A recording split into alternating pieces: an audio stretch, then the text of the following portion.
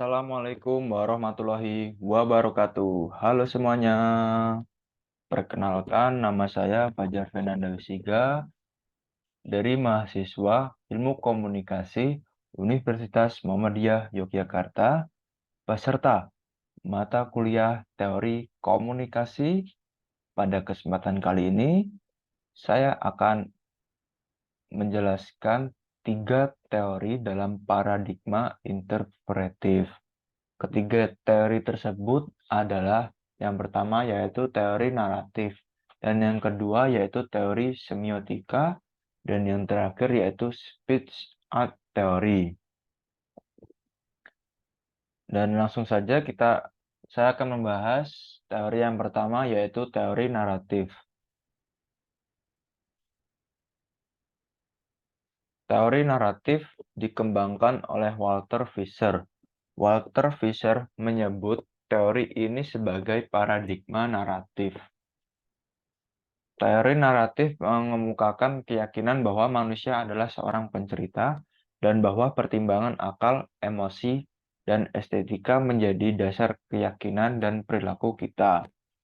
Akar pemikiran Fisher berupaya menggambarkan dan menjelaskan bahwa komunikasi sebagai storytelling. Dalam pandangannya, storytelling bukanlah aktivitas sesaat, melainkan proses yang terus-menerus di mana kita merasakan dunia dan berkomunikasi satu dengan yang lainnya. Konsep dasar Fisher. Esensi manusia pada dasarnya bercerita, dan manusia seorang pencerita. Manusia menjalani hidup dalam bentuk naratif. Narasi adalah hal penting dalam komunikasi manusia, yaitu cara untuk menjelaskan. Asumsi dasar teori naratif. Yang pertama yaitu manusia bersifat pencerita, dan yang kedua yaitu keputusan mengenai nilai sebuah cerita berdasarkan pada alasan atau penalaran yang baik. Dan yang ketiga yaitu alasan yang baik ditentukan oleh sejarah, biografi, budaya, dan karakter. Dan yang keempat yaitu rasionalitas berdasarkan pada penilaian banyak orang mengenai konsistensi dan kejujuran cerita. Dan yang kelima yaitu hidup manusia dipenuhi dengan berbagai cerita dan kita harus memilih. Konsep dasar teori naratif. Yang pertama yaitu konsep narasi. Dalam perspektif Fisher, narasi lebih dari sekedar cerita, mencakup deskripsi verbal atau nonverbal, apapun dengan urutan kejadian yang oleh pendengar diberi makna. Dan yang kedua yaitu rasionalitas naratif. Standar untuk menilai cerita, mana yang dipercayai dan mana yang diabaikan. Dan yang ketiga yaitu koherensi. Prinsip koherensi merupakan standar yang penting dalam menilai rasionalitas naratif, yang pada akhirnya akan menentukan apakah seseorang menerima naratif tertentu atau menolaknya. Dan yang keempat yaitu logika dan good reasons. Logika dengan pertimbangan yang sehat adalah seperangkat nilai untuk menerima suatu cerita dengan benar dan berharga untuk diterima, adalah memberikan suatu metode untuk menilai kebenaran. Perbedaan paradigma. Perbedaan terjadi dari paradigma dunia rasional ke arah paradigma naratif. Fisher berusaha memperlihatkan paradigma naratif sebagai penggabungan logika dan estetika.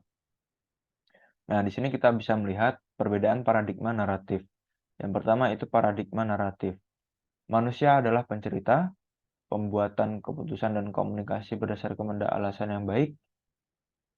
Dan yang paradigma dunia rasional, manusia adalah makhluk rasional, pembuatan keputusan berdasarkan pada argumentasi. Dan yang ketiga dalam paradigma naratif yaitu alasan yang baik ditentukan oleh aspek sejarah, biografi, budaya, dan karakter.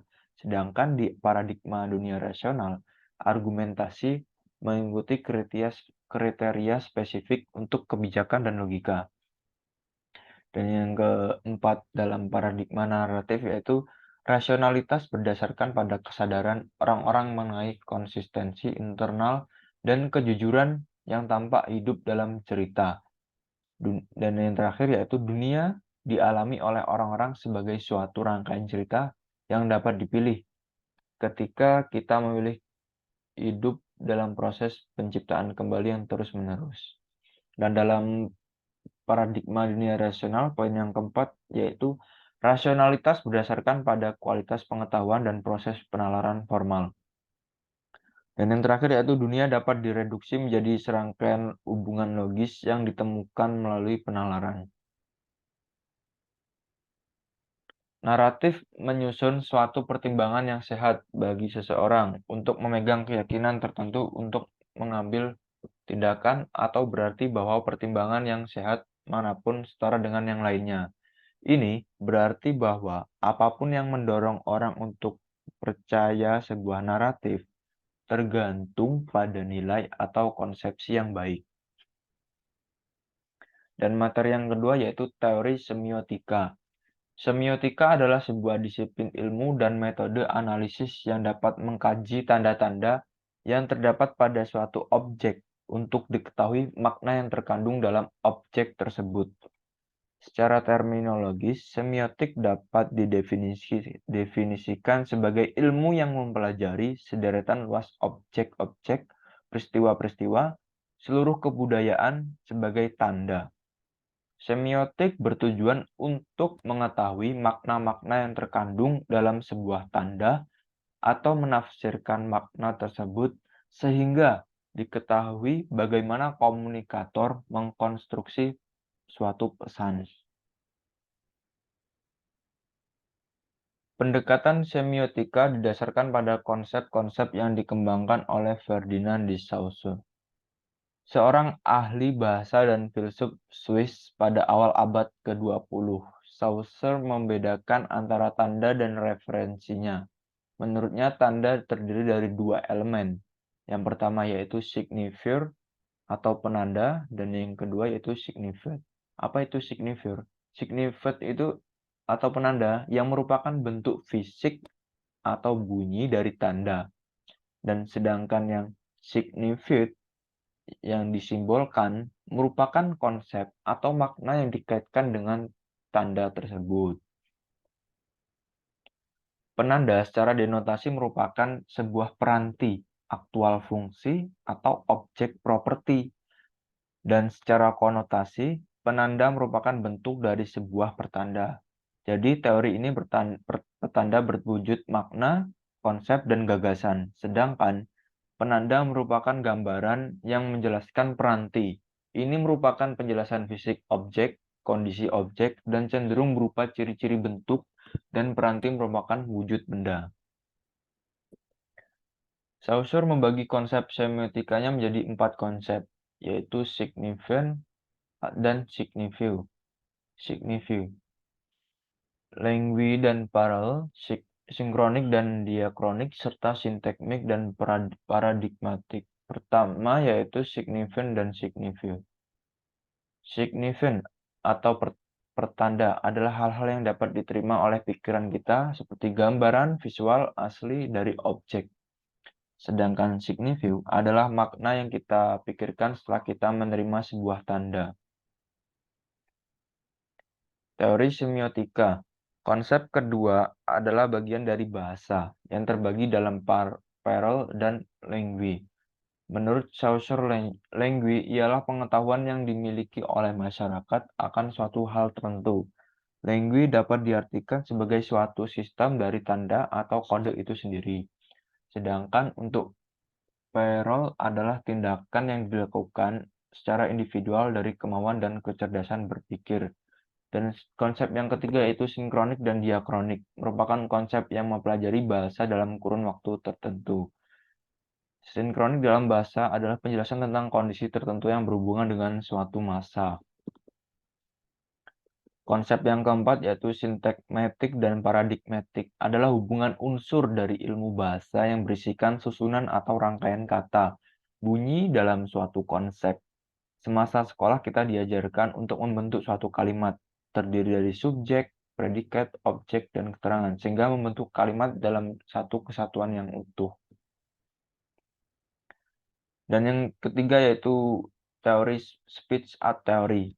Teori Teori tindak tutur atau speech art theory merupakan suatu teori yang dikembangkan oleh filosof bahasa Amerika Serikat John L. Austin pada tahun 1962 dan diperluas oleh John Shirley pada tahun 1969. Teori ini berfokus pada studi tentang bagaimana kata-kata dan kalimat dapat digunakan untuk melakukan tindakan atau menghasilkan efek tertentu dalam komunikasi. Pengertian latar belakang teori ini hendak melawan pemikiran positivisme logis yang mengatakan bahwa sebuah ucapan atau statement bermakna sejauh mendeskripsikan keadaan faktual dan berhubungan dengan positif dengan realitas. Mengucapkan sebuah kalimat bukan sekedar mendeskripsikan, tapi juga melakukan suatu tindakan. Ketika ucapan telah dilakukan, maka kewajiban moral pembicara untuk melakukan apa yang sudah dia katakan. Proses komunikasi keseharian dapat mempengaruhi pendengar dan mengubah realitas sosial. Dalam berkomunikasi, mengetahui kata-kata tidaklah cukup, namun harus dipahami apa maksud dari kata-kata yang disampaikan.